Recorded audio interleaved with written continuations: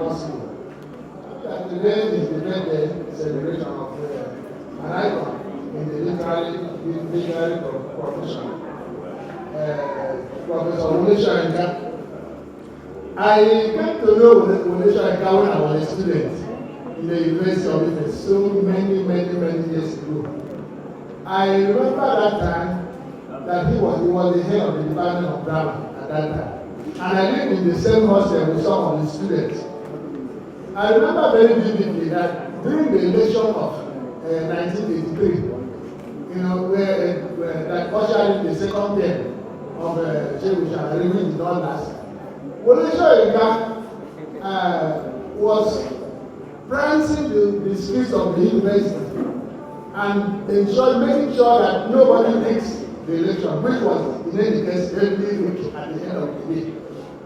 He has always been the radical because the students we live together, who were his students in the class, they used to speak very highly of him, they used to speak very lowly of him at the same time, depending on which camp you belong.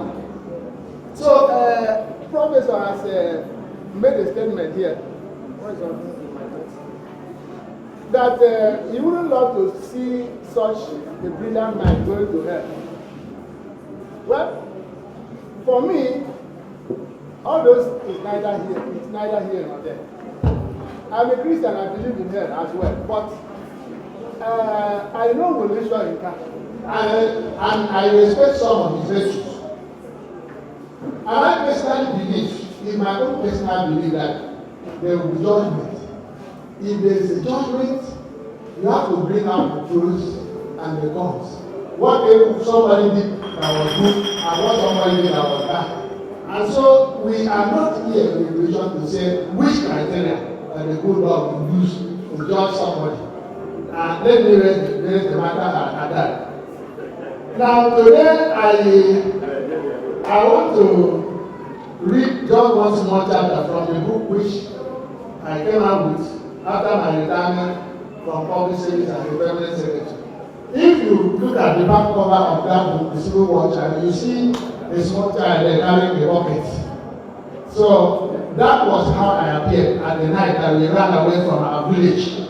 And it is the little story of how we ran away that I'm going to read very quickly.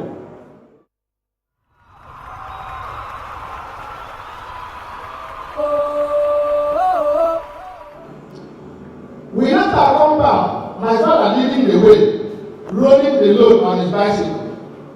Close before us was one tall, dark man from Uruso, whom my father called Udoh.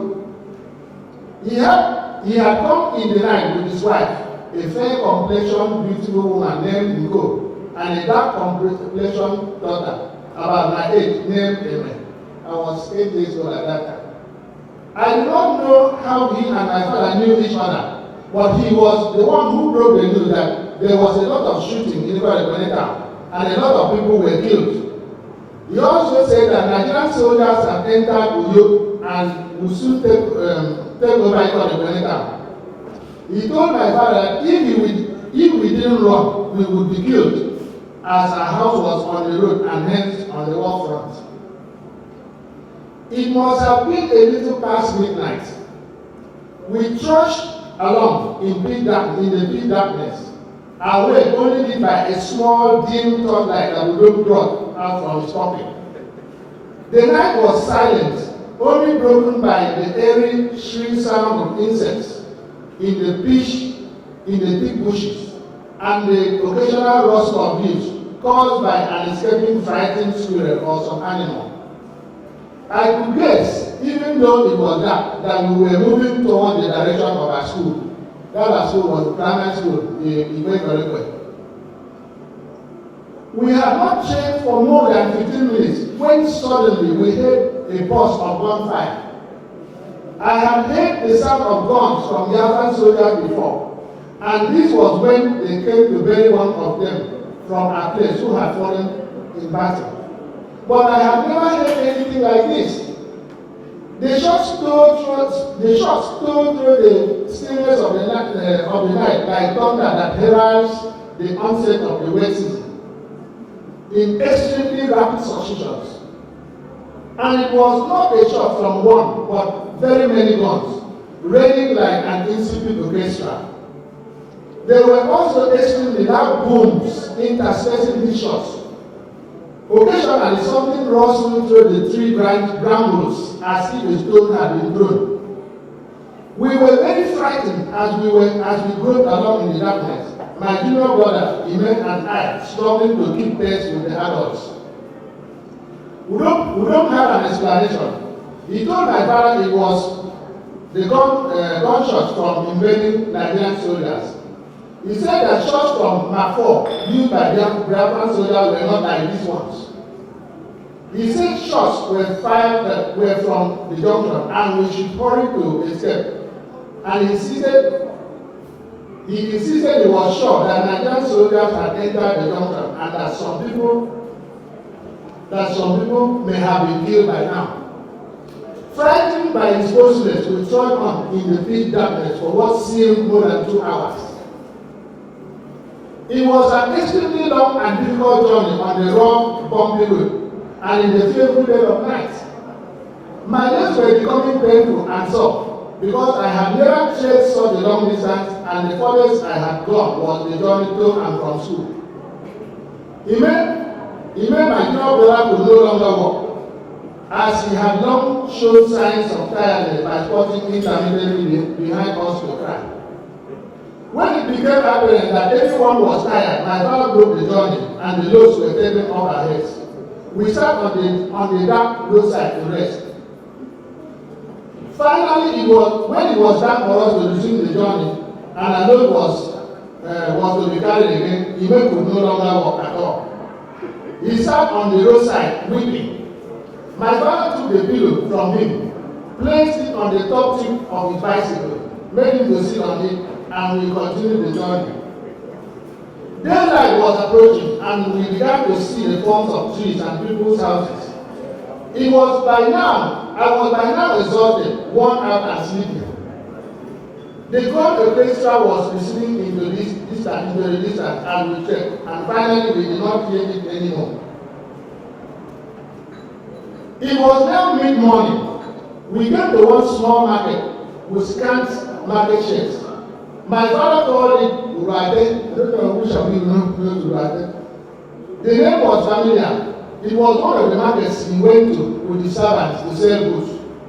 He took us to one large shed and told us that was his market store.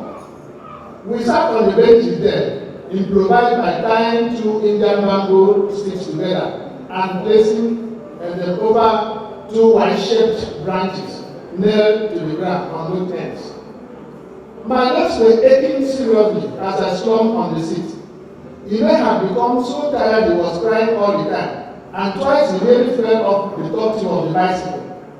My mother spread her cloth on the ground and put pillows on it and laid him down. Soon he was snoring. My mother set up an emergency kitchen.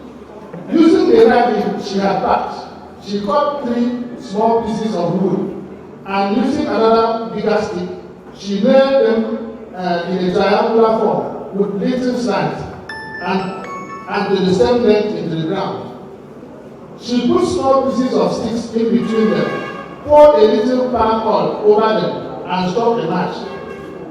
In no time, we were eating our breakfast, the remnant of the previous day's bitter leaf soup with garlic, which she had made, using little water in a small jerrycan removed from my father's room. After eating, I slumped on the bare ground and was soon smelling like a village drunk on the roadside.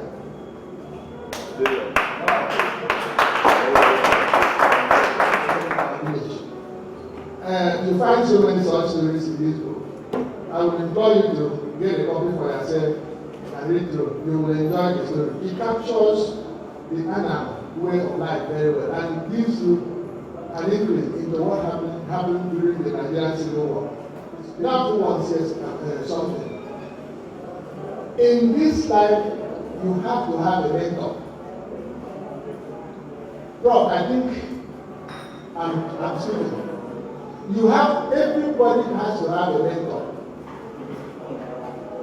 In my journey into the writing profession, which I have not even gone deep. I've had several mentors. One of the mentors is not relational in Ghana because I don't understand what he writes about. My first attempt to read what relational in Ghana wrote or writes was on the book called The Interpreters. The Interpreter, that is supposed to be alone. I read just one chapter and fell by the wayside. Even the first sentence in that book that says something like metal or concrete jam like green grapes. Up to the moment I'm thinking, I don't know what it is. So if you know, you can tell me. He is not one of them, but Jim Ajebe is one of them. His own that the most popular book is Things Fall Apart. Yes, I read it in my class 2 in the university, but I can still, I've seen that I've not read it again, but I can still give the summary. The only book by relational that I struggled to finish was The Man Died. But even now, I cannot still tell the story. So there was a big controversy on who is better among them. Nobody is better than the other. Relational that is very good in his conclusion, while Tim Ajebe is very good in his simplicity. So to that extent, none of them is better than the other. Another mentor I had was Newsworld magazine. Newsworld magazine. As a student, I used to buy Newsworld, used to pay for $5, and the vendor would sleep it under my carpet. I'm trying to understand the fact that as a student, you need to read. You have to be reading. Even if you are not a student, you have to be reading. I involve myself in 9 law students of it's a leadership book, it's not a political book. I don't think it's a book, it's a book for now, it's a book for the future. Because the dramatic experiment in that discourse are still around. They are still, so people will not. Prose is more of a politician than anything. But he has leadership qualities which, while I was working with him, I discovered. And so that's what I discussed. I worked with him as a parent, he appointed me, and I worked with him for 8 years.